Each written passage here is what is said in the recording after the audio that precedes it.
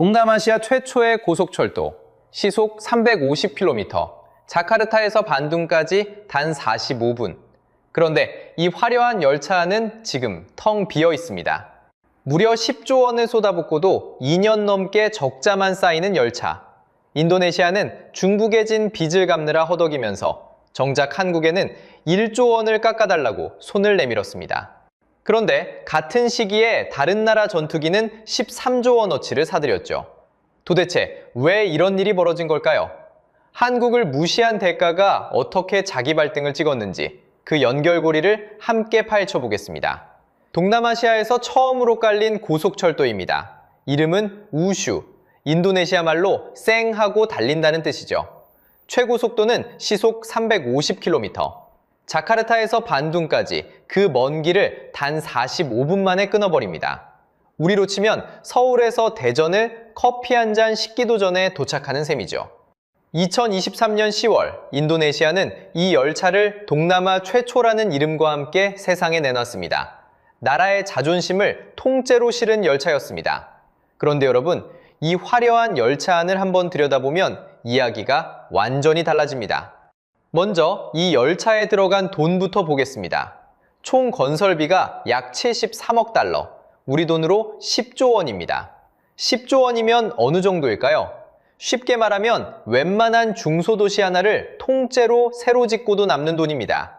더 놀라운 건 처음 잡았던 예상이죠. 시작은 약 55억 달러, 5조 원 남짓이었습니다. 그런데 짓는 동안 5조가 슬금슬금 불어나 10조가 됐습니다. 정확히 2배로 뛴 거죠. 집을 짓는데 견적은 5억이라더니 막상 다 짓고 보니 10억을 내라는 청구서를 받은 셈입니다. 이렇게 큰 돈을 쏟아부었으니 손님이라도 꽉꽉 들어차야겠죠? 그런데 현실은 정반대입니다. 하루 평균 이용객이 1만 6천 명에서 2만 3천 명 수준입니다. 적은 숫자는 아닙니다. 6월 어느 날은 하루 2만 6천 명이 넘게 타기도 했죠. 그런데도 열차는 적자입니다. 손님이 이렇게 타는데 왜 적자일까요? 답은 이 열차가 짊어진 빚 때문입니다. 자, 여기서 핵심입니다. 숫자로 보면요, 이 열차가 손님을 태워 1년에 버는 돈이 약 1조 루피아입니다. 그런데 중국에 갚아야 할 빚, 그 이자만 1년에 약 2조 루피아예요. 무슨 뜻일까요? 들어오는 돈보다 나가는 이자가 정확히 2배라는 겁니다. 쉽게 말하면요, 월급은 200만 원인데 카드값 이자만 400만 원씩 나가는 집입니다. 매달 일을 해도 빚은 줄기는커녕 점점 불어나는 구조죠. 그러니 손님을 아무리 태워도 밑빠진 독에 물 붓기일 수밖에 없습니다. 그 결과가 어떻게 나타났을까요? 2025년 상반기, 그러니까 딱 반년 동안에만 1.6조 루피아, 우리 돈 약 9,800만 달러의 손실을 봤습니다. 절반은 인도네시아 국영철도 회사가 고스란히 떠안았죠. 한두 해 적자로 끝날 일도 아닙니다. 앞으로 5년은 계속 적자를 볼 거라는 전망까지 나옵니다. 동남아 최초라는 화려한 간판 뒤에서 이 열차는 사실상 유령이 되어가고 있었던 겁니다. 그런데 진짜 문제는 따로 있습니다. 이 텅 빈 빚더미 열차가 놀랍게도 멀리 떨어진 우리 한국과 아주 깊은 관련이 있다는 거죠. 도대체 인도네시아는 왜 이런 밑빠진 독을 스스로 떠안게 된 걸까요? 그 시작은 10년 전 책상 위에 나란히 놓인 2장의 제안서였습니다. 자, 그 2장의 제안서를 함께 펼쳐보겠습니다. 2015년 인도네시아 대통령 책상 위에 두 나라의 고속철도 제안서가 나란히 올라옵니다. 한쪽은 일본, 한쪽은 중국이었습니다.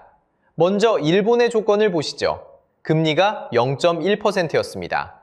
쉽게 말하면 1억을 빌려도 1년 이자가 10만 원입니다. 상환 기간은 무려 40년. 게다가 신칸센을 50년 넘게 굴려온 나라죠. 안전과 운영 경험만 놓고 보면 흠잡을 데가 없었습니다.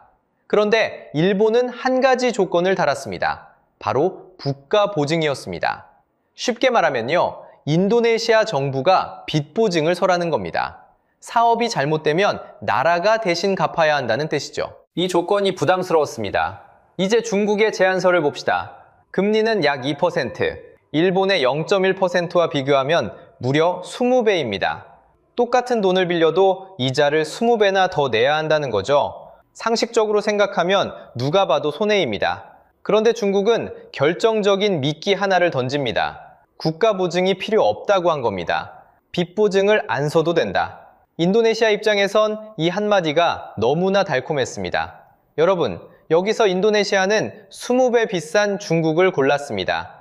보증이라는 부담만 피할 수 있다면 이자쯤은 감수하겠다는 계산이었죠. 당장 내 주머니에서 보증이라는 짐을 덜어내는 게 눈앞에선 가장 큰 이득처럼 보였던 겁니다. 겉보기엔 빨갛고 먹음직스러운 사과였습니다. 그런데 그 안에는 독이 들어 있었습니다. 그 독은 당장은 보이지 않았습니다. 천천히 그러나 확실하게 퍼지고 있었죠. 문제는 공사가 시작되면서 터집니다. 처음 잡았던 공사비는 약 5조 원이었습니다. 그런데 코로나에 토지 보상의 지질 문제까지 겹치면서 최종 공사비가 약 10조 원으로 불어납니다. 딱 2배입니다. 5조짜리 집을 짓겠다고 계약했는데 다 짓고 보니 10조가 청구된 셈이죠. 빌린 돈으로는 한참 모자랐습니다. 그러면 이 5조 원의 차액 누군가는 메워야 합니다. 자, 여기서 핵심입니다. 그 초과분을 누가 떠안았을까요? 바로 인도네시아 정부였습니다. 보증을 피하려고 비싼 중국을 골랐는데 공사비가 폭등하자 결국 정부가 재정으로 그 부담을 떠안게 된 겁니다. 쉽게 말하면 이런 집주인을 만난 셈이죠. 당장 보증금은 안 받겠다고 하더니 대신 월세를 2배로 올려버린 집주인 말입니다. 게다가 이 대출의 약 75%가 중국개발은행 차관이었습니다. 원금에는 약 2%, 초과분에는 약 3.4%의 금리가 붙었죠. 매년 갚아야 하는 돈만 약 1억 2천만 달러. 이자가 이자를 부르는 구조에 발이 묶인 겁니다. 여기에 역 위치까지 발목을 잡았습니다. 반둥 쪽 역들이 파달라랑, 테갈로아르처럼 도심에서 한참 떨어진 외곽에 들어섰거든요. 고속철로 40분 만에 도착해도 정작 시내까지는 또 따로 이동해야 합니다. 빠르라고 만든 열차인데 빠른 느낌이 안 드는 거죠. 일부에선 중국 기업이 역 주변 땅을 미리 차지한 게 아니냐는 의혹과 논란까지 불거졌습니다. 여기서 핵심은요. 인도네시아가 그렇게 피하고 싶어 했던 그 보증을 결국 더 큰 규모로 떠안았다는 겁니다. 보증이 무서워서 도망친 결과가 더 무거운 보증으로 돌아온 거죠. 피하려던 부담이 부메랑처럼 더 크게 날아온 셈입니다. 달콤한 줄 알고 한 입 베어문 사과가 알고 보니 독이 든 사과였던 겁니다. 그런데 빚더미에 올라앉은 바로 이 시기에 인도네시아가 한국을 향해 벌인 일이 있습니다. 이게 이 이야기의 진짜 분노 포인트입니다. 자, 이제 이야기를 한국으로 옮겨보겠습니다. 빚더미에 앉은 인도네시아가 같은 시기 한국에 무슨 짓을 했을까요? 시간을 2010년으로 돌려보죠. 그때 인도네시아는 한국과 손을 잡습니다. 한국형 전투기 KF-21 개발에 함께 들어온 겁니다. 약속은 분명했습니다. 개발비의 20%를 대겠다. 우리 돈으로 환산하면 약 1조 7천억 원이었습니다. 적은 돈이 아니죠. 직장인 한 사람이 평생 모아도 닫기 힘든 액수를 무려 10,000명분 넘게 모은 규모입니다. 대신 인도네시아는 시제기 한 대와 핵심 기술까지 넘겨받기로 했습니다. 한국 입장에선 든든한 동업자가 생긴 셈이었죠. 그런데 여러분, 그 약속은 처음부터 흔들렸습니다. 인도네시아는 분담금을 제때 내지 않았습니다. 미루고 또 미뤘습니다. 2020년에는 밀린 돈이 약 5천억 원까지 쌓였습니다. 같이 사업하자고 손 내민 사람이 회비를 5천억 원이나 밀려놓은 겁니다. 그래놓고 한쪽에선 돈을 깎아달라며 손을 벌렸습니다. 한국은 결국 2025년 6월 인도네시아 분담금을 약 6천억 원으로 다시 정합니다. 전체의 7.4%, 그러니까 1조 원 가까이를 깎아준 겁니다. 처음 약속의 3분의 1 토막이었죠. 여기서 끝이 아닙니다. 2024년 1월 17일 더 황당한 일이 벌어집니다. 인도네시아 기술자 2명이 공항에서 붙잡힙니다. 손에는 USB가 들려 있었습니다. 그 안에는 KF-21 관련 자료가 담겨 있었습니다.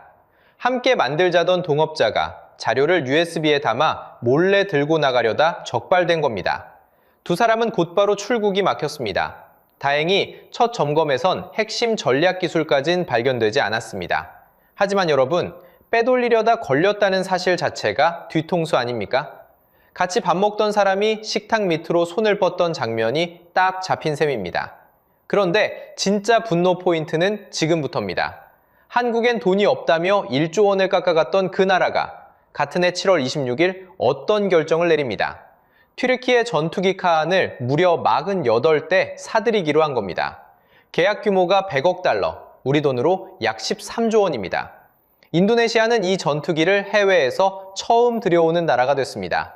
첫 손님 자리에 13조 원을 청 내놓은 겁니다. 게다가 인도 전투기, 중국 전투기까지 함께 들여다보고 있었습니다. 자, 여기서 핵심입니다. 한국에 줄 1조 원은 없는데 튀르키예에 줄 13조 원은 있었습니다. 같은 시기, 같은 정부의 지갑에서요. 쉽게 말하면요, 회비 못 내겠다며 동호회를 빠져나간 사람이 바로 옆 동네, 더 비싼 동호회엔 회비를 한 푼도 안 빼고 다 내고 가입한 격입니다. 돈이 없던 게 아니라 한국이 우선순위에서 밀려난 것뿐이었죠. 그러니 다시 묻게 됩니다. 왜 한국에 줄 1조 원은 없는데 튀르키예에 줄 13조 원은 있었을까요? 답은 하나입니다. 인도네시아는 한국을 봉업자가 아니라 호구로 봤던 겁니다. 그런데 말입니다. 이렇게 한국 뒤통수를 치던 인도네시아에게 거짓말처럼 청구서가 한 장씩 날아들기 시작합니다. 자, 그 청구서의 첫 장은 바로 돈의 값어치였습니다. 인도네시아 돈, 루피아 말입니다. 2026년 1월 프라보어 대통령이 일을 하나 벌입니다. 자기 조카를 중앙은행 부총재 자리에 앉혀버린 거죠. 쉽게 말하면 심판석에 가족을 꽂아놓은 겁니다. 시장은 곧바로 반응했습니다. 중앙은행이 더는 독립적이지 않다는 신호로 본 거죠. 달러당 16,985루피아, 역사상 가장 낮은 값으로 추락합니다. 한 번 무너진 둑은 멈추지 않았습니다. 5월이 되자 17,500선마저 뚫렸습니다.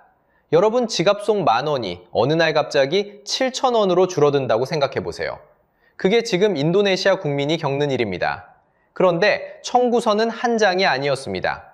두 번째 장은 증시였습니다. 세계적인 지수회사 MSCI가 경고장을 날립니다. 유통주식 정보가 못 믿겠으니 신은 시장에서 프런티어 시장으로 강등할 수도 있다고 경고한 겁니다. 쉽게 말하면 우량주 명단에서 잡주 명단으로 내쫓길 수 있다는 경고였죠. 시장은 패닉에 빠졌습니다. 자카르타 종합지수가 이틀 만에 8% 넘게 빠졌습니다. 거래를 강제로 멈추는 서킷 브레이커까지 걸렸죠. 손님이 한꺼번에 가게 문으로 쏟아져 나가니까 셔터를 내려버린 겁니다. 여기에 골드만삭스마저 인도네시아 주식 비중을 줄이라고 등을 돌렸습니다. 세 번째 청구서는 더 뼈 아팠습니다. 무려 30년 동안 인도네시아는 유망한 신흥국이라 불렸습니다. 인구 2억 8천만의 젊은 소비층, 모두가 다음 차례는 여기라고 했죠. 그런데 숫자로 보면요, 그 신화가 거품이었습니다. 스타트업에 들어오던 투자금이 2021년 94억 달러에서 2024년 4억 달러로 쪼그라들었습니다. 95%가 증발한 겁니다. 100명이 오던 가게에 5명만 남은 셈이죠. 간판 스타였던 부칼라팍은 주가가 80% 넘게 빠지고 사업을 접었습니다. 수산 스타트업 이피셔리는 매출을 5배나 부풀렸고 투자금 3억 달러의 행방이 묘연합니다. 네 번째 청구서, 이건 정말 자기 발등을 찍은 부메랑이었습니다. 인도네시아는 전기차 배터리 핵심 광물인 니켈을 무기로 쓰려 했습니다. 원료를 그냥 안 팔고 가공해서 비싸게 팔겠다는 전략이었죠. 그래서 재련소를 미친 듯이 지었습니다. 그런데 너무 많이 지은 게 문제였습니다. 공급이 넘쳐버린 거죠. 니켈 값이 톤당 14,000달러까지 떨어졌습니다. 4년 만에 가장 낮은 값입니다. 재련소 가동률은 84%에서 76%로 주저앉았죠. 비싸게 팔겠다고 만든 공장이 오히려 값을 떨어뜨리는 눈덩이가 되어 불러온 겁니다. 그리고 다섯 번째, 대통령의 야심작이던 새 수도 누산타라입니다. 정글 한복판에 도시를 통째로 짓겠다는 꿈이었죠. 그런데 2026년 예산이 반토막 났습니다. 13조 루피아에서 6조 2천억 루피아로 깎인 겁니다. 더 황당한 건 외국인 투자가 사실상 한 건도 없다는 사실입니다. 빈 땅에 깃발만 꽂아놓고 정작 돈을 댈 사람은 아무도 오지 않은 거죠. 그런데 이게 인도네시아만의 일일까요? 똑같은 길을 먼저 걸은 나라가 있습니다. 바로 스리랑카입니다. 중국 돈으로 한반토타 항구를 지었다가 빚을 못 갚자 2017년 그 항구의 운영권을 99년 동안 중국의 통째로 넘겼습니다. 그리고 2022년 나라가 빚을 못 갚겠다고 두 손을 들었죠. 독립 후 첫 국가부도였습니다. 화려한 인프라가 어떻게 나라의 발목을 잡는 족쇄가 되는지 스리랑카가 먼저 보여준 겁니다. 더 놀라운 건요, 인도네시아가 아직도 교훈을 못 얻었다는 겁니다. 지금도 그 텅 빈 고속철도를 수라바야까지 더 늘리겠다는 구상이 떠돕니다. 이미 쏟아부은 10조 원이 아까우니까 더 큰 돈을 부어서라도 본전을 뽑겠다는 거죠. 쉽게 말하면 도박장에서 잃은 돈이 아까워 판돈을 더 키우는 겁니다. 이미 빠진 밑 빠진 독에 물을 더 들이붓겠다는 발상이죠. 자, 그러면 우리 한국은 이 사태에서 완전히 안전할까요? 안타깝게도 그렇지가 않습니다. 여기서 정말 묘한 장면이 펼쳐집니다. 배신당하고 1조 원을 떼인 그 한국이 말이죠. 2026년 2월 5일 인도네시아와 통화 스와프를 5년 더 연장했습니다. 규모는 최대 10조 7천억 원. 적용 기간은 2026년 3월부터 2031년 3월까지입니다. 통화 스와프가 뭐냐고요? 쉽게 말하면요, 위급할 때 서로 돈을 빌려주기로 약속한 마이너스 통장입니다. 그런데 이게 처음이 아닙니다. 2014년에 처음 맺은 뒤로 벌써 4번째 연장이에요. 한 번 보증 잘못 써서 대인 사람이 같은 사람에게 또 통장을 열어준 셈입니다. 여기서 끝이 아닙니다. 분담금을 1조나 깎아간 그 나라에 한국은 2026년 4월 KF21 시제기 이전까지 추진합니다. 화가 나시죠? 그런데 이건 무작정 퍼주는 게 아닙니다. 관계를 끊는 게 아니라 관리하는 쪽을 택한 겁니다. 인도네시아는 인구 2억 8천만의 거대 시장이고 이 지역에서 무작정 등을 돌릴 수도 없으니까요. 자, 여기서 핵심입니다. 이 이야기가 우리에게 남긴 교훈은 두 가지예요. 첫째, 공짜처럼 보이는 제한일수록 더 비쌉니다. 인도네시아는 빚 보증을 피하려다 더 큰 빚을 떠안았죠. 독이 든 사과를 문 겁니다. 둘째, 한 번 배신한 상대는 또 배신합니다. 그러니 협력은 하더라도 차용증을 꼼꼼히 써야 합니다. 더 철저한 보증, 더 확실한 회수 장치가 필요한 거죠.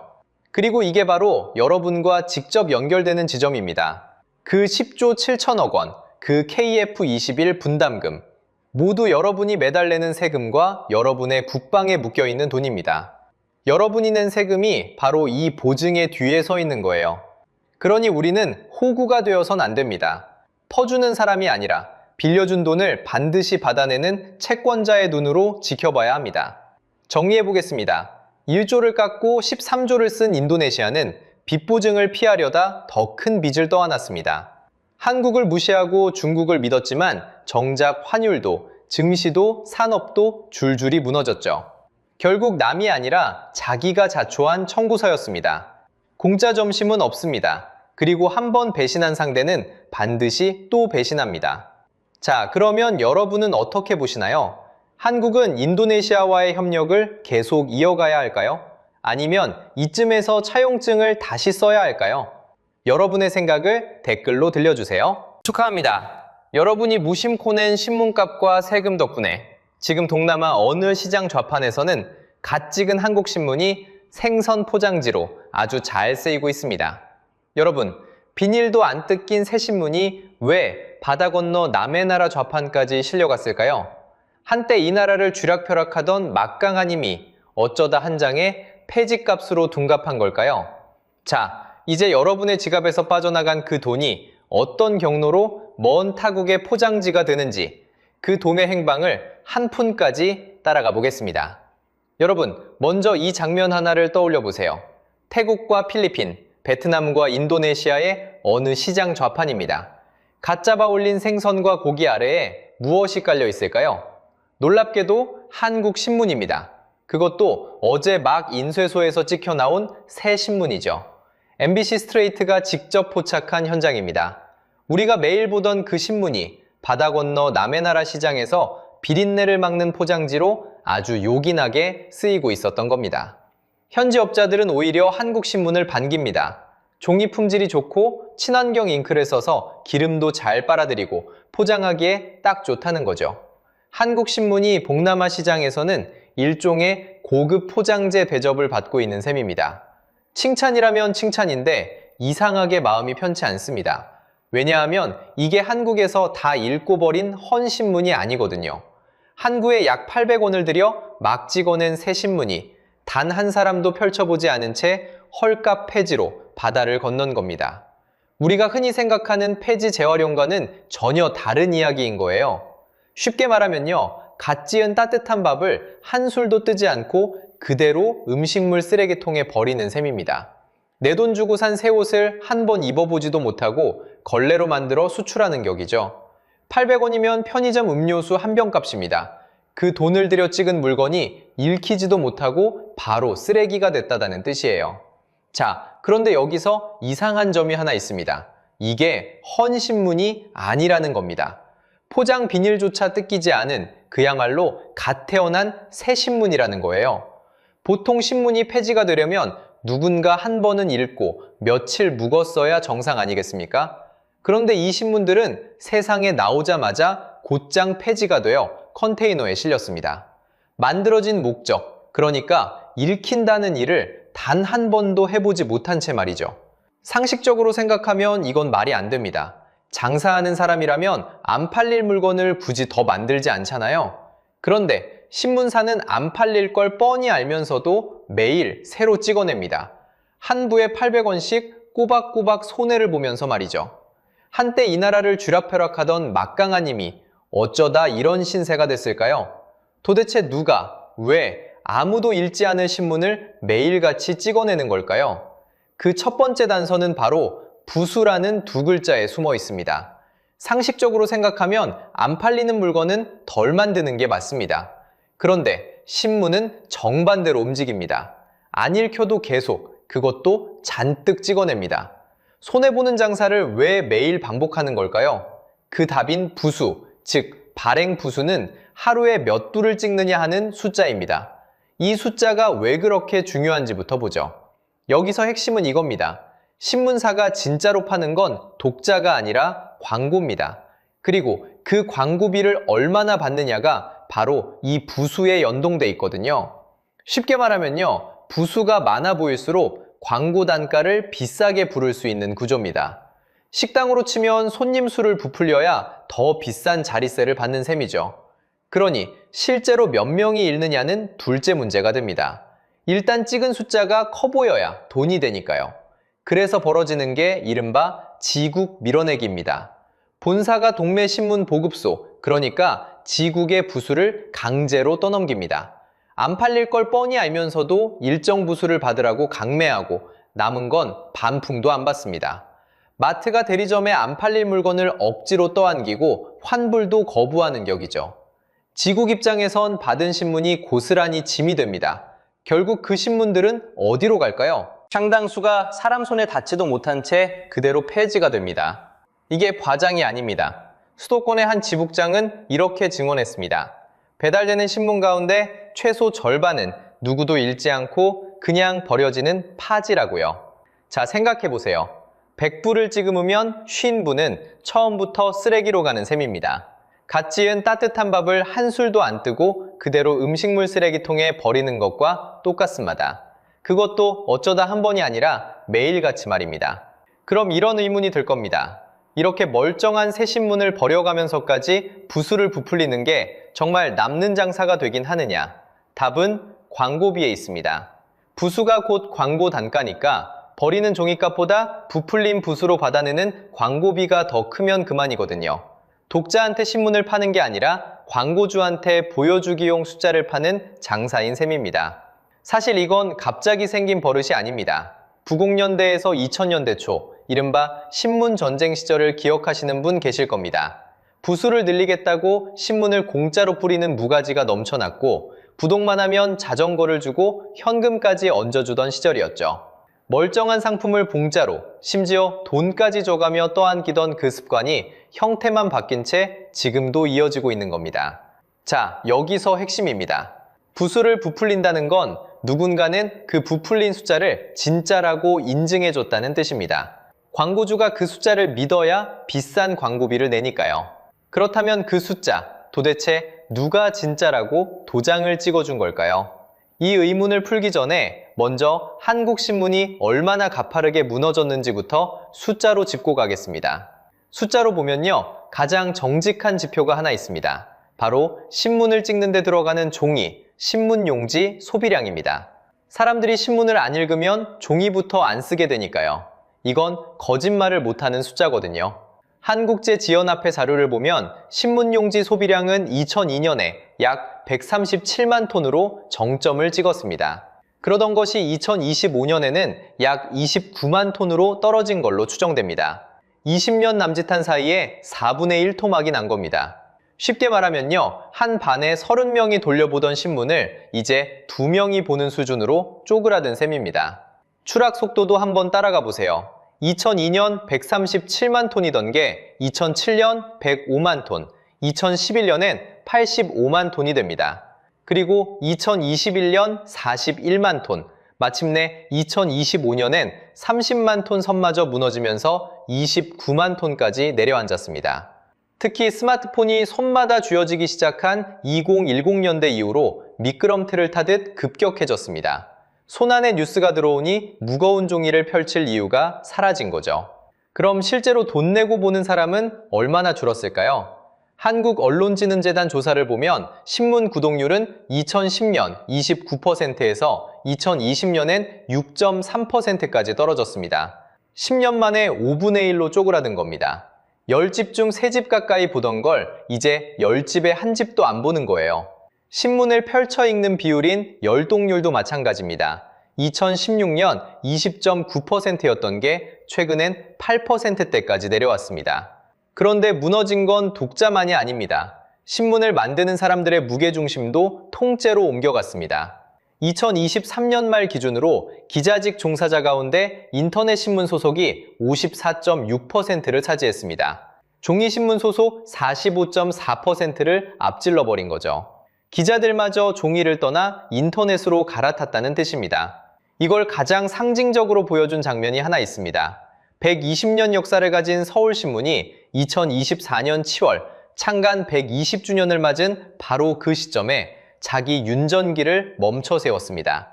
윤전기란 신문을 찍어내는 거대한 인쇄기계인데요. 한 세기 넘게 자기 손으로 신문을 찍어온 신문사가 가장 영광스러워야 할 생일날에 그 기계의 전원을 내린 겁니다. 직접 찍는 걸 포기하고 다른 신문사에 인쇄를 맡기기로 한 거죠. 자, 그런데 여기서 정말 이상한 점이 하나 있습니다. 이렇게 독자가 5분의 1로 쪼그라들고 종이가 4분의 1로 줄고 윤전기까지 멈추는 그 긴 세월 동안에도 신문사들이 바깥에 발표한 부수라는 숫자는 이상하리만치 멀쩡했다는 겁니다.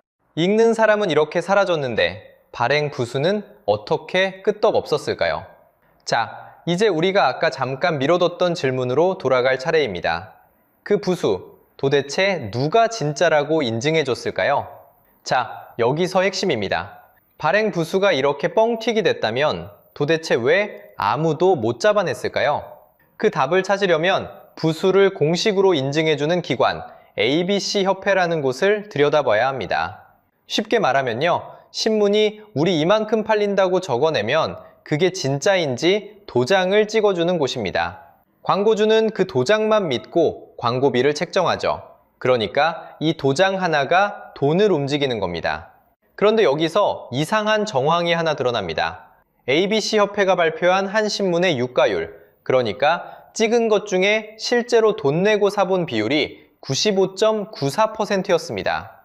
거의 100부 찍으면 96부는 진짜 팔렸다는 뜻이죠. 그런데 문화체육관광부가 지국 12곳을 직접 나가 점검해 보니 그 숫자가 67.24%로 나왔습니다. 100부 중에 67부, 무려 30부 가까이 비는 겁니다. 어떤 지국은 성실률이 45에서 50% 수준, 그러니까 찍은 신문의 절반만 진짜 독자에게 갔다는 사례까지 나왔습니다. 이 비율을 그대로 대입하면 어떻게 될까요? 공식 발표 유료 부수가 약 116만 부였는데 성실률을 감안하면 실제로는 그 절반 수준, 약 58만 부 정도였을 거라는 추정이 나옵니다. 절반이 허공에 떴다는 의혹인 거죠. 다만 분명히 짚고 갑니다. 이건 어디까지나 정황이고 의혹입니다.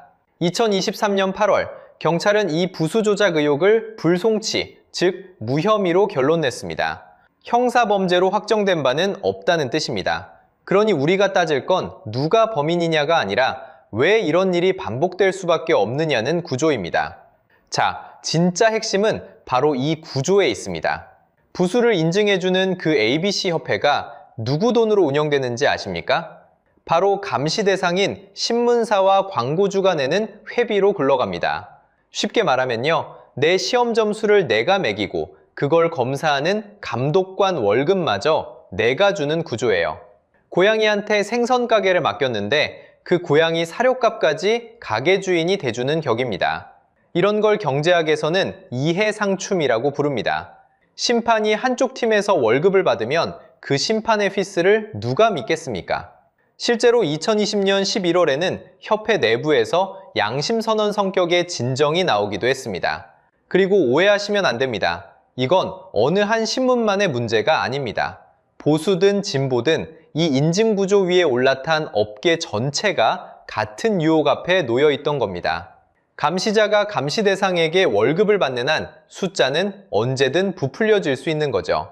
그래서 독자가 5분의 1로 줄어드는 20년 동안에도 종이 위의 부수는 끄떡없이 버틸 수 있었던 겁니다. 이제 좀 그림이 보이시죠? 그런데 신문사가 이렇게까지 부수를 떠받든 데에는 더 큰 이유가 있습니다. 부수를 부풀려서 진짜로 챙기려던 건 따로 있었거든요. 바로 돈이죠. 이제 진짜 돈의 흐름을 해부할 차례입니다. 여러분 지갑에서 시작된 그 돈이 대체 어디로 가는지 한 푼씩 따라가 보겠습니다. 결론부터 말씀드리면요. 신문사는 독자에게 받는 구독료를 사실상 포기했습니다. 대신 세 군데에 기대고 있어요. 광고주, 포털, 그리고 세금입니다. 여러분, 이 세 갈래를 하나씩 따라가다 보면 이상한 결론에 닿게 됩니다.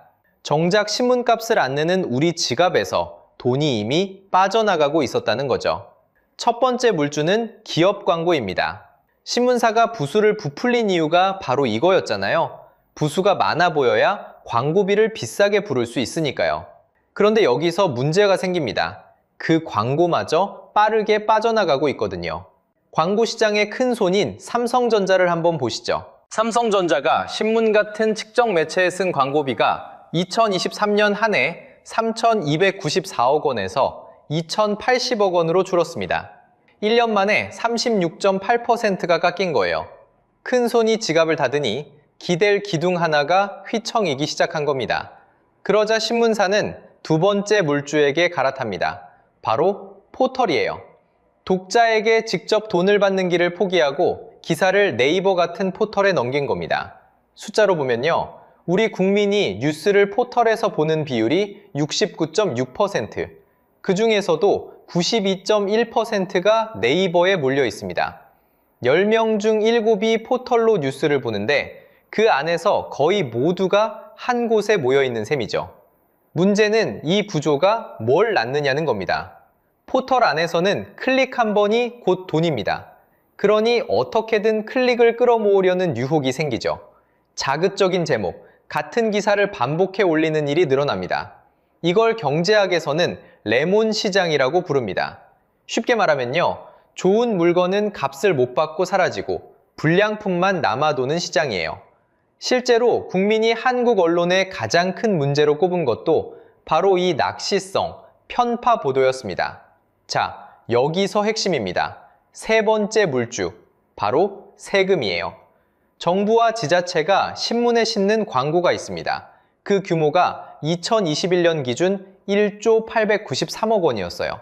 3,000개가 넘는 공공기관이 집행한 돈입니다. 이른바 정부 광고 1조 원 시대가 열린 거죠. 그런데 이 돈에는 통행료가 붙습니다.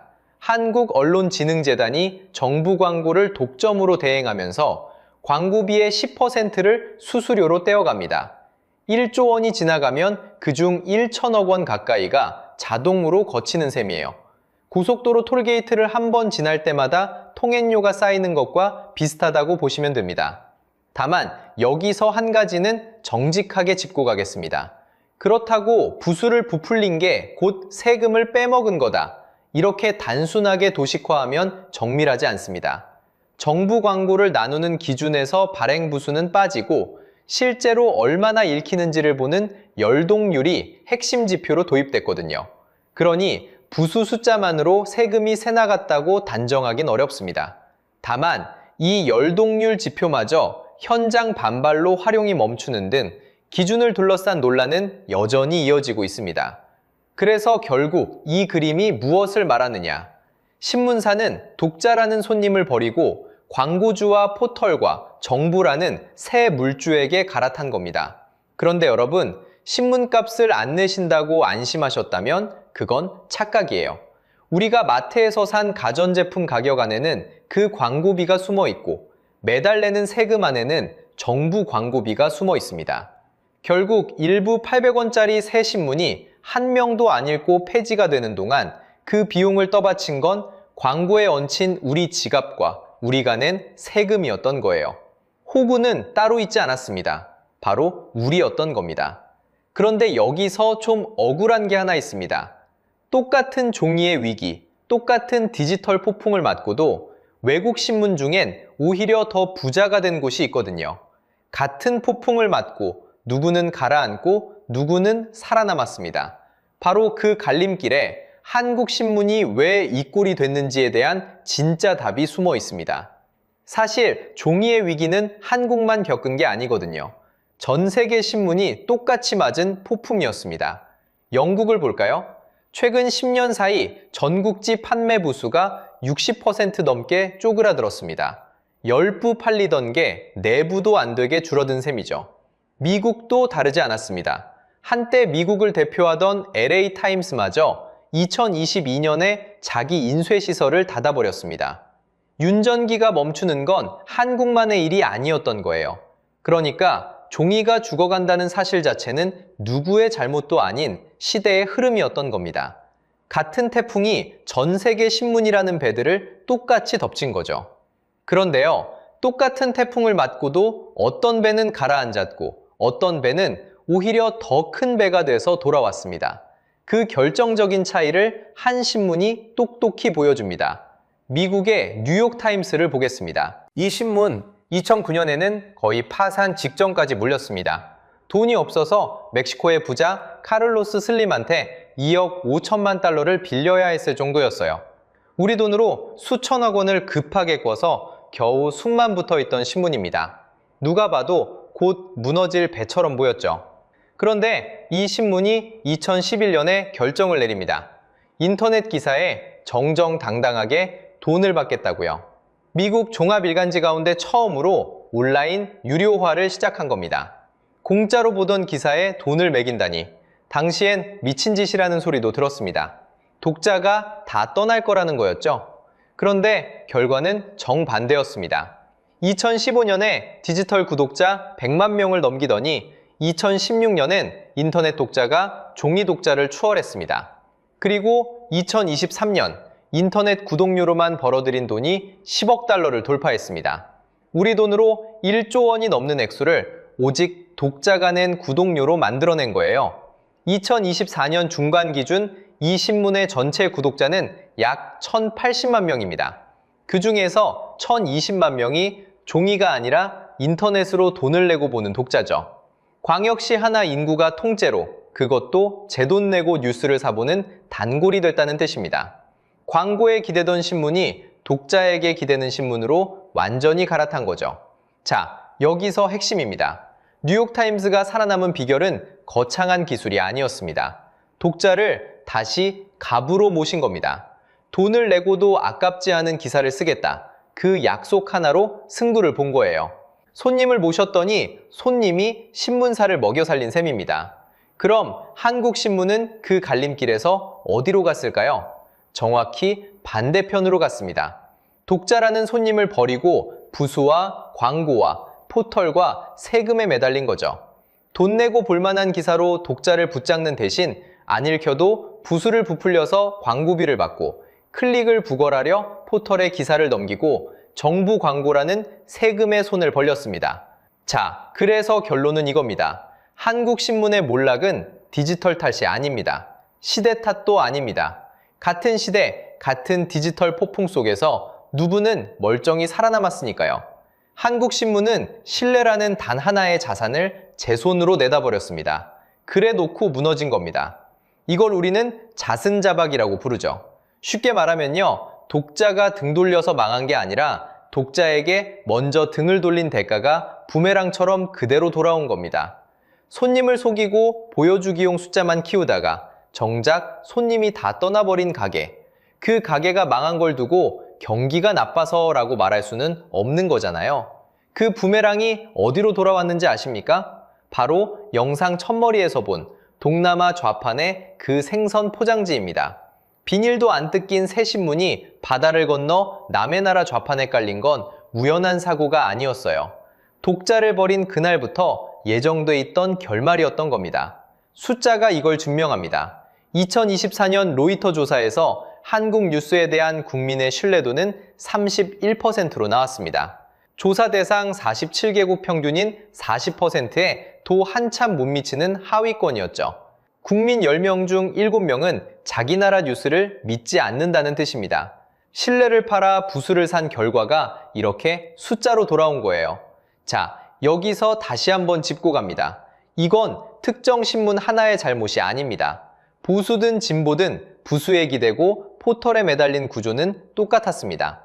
그러니 어느 한쪽을 손가락질하며 통쾌해야 할 일이 아니라 우리가 매일 보는 뉴스 전체가 누구를 위해 불러가는지 따져볼 일인 거죠. 자, 그래서 마지막으로 여러분께 묻고 싶습니다. 여러분은 마지막으로 돈을 내고 신문이나 뉴스를 본 게 언제인가요? 한번 떠올려 보세요. 그리고 더 중요한 질문이 있습니다. 지금 여러분이 매일 보는 그 뉴스는 독자인 여러분에게 책임을 지는 곳인가요? 아니면 광고주와 포털에 책임을 지는 곳인가요? 이 질문에 대한 여러분의 생각을 댓글로 꼭 들려주세요. 여러분이 어떤 뉴스에 돈을 낼 만하다고 느끼는지 그 한마디가 다음 영상의 가장 좋은 단서가 됩니다. 오늘 이 추적이 여러분의 지갑과 눈을 지키는데 조금이라도 보탬이 됐다면 구독과 좋아요로 함께 해주세요. 다음엔 또 어떤 돈의 행방을 끝까지 따라가 볼지 곧 다시 찾아오겠습니다.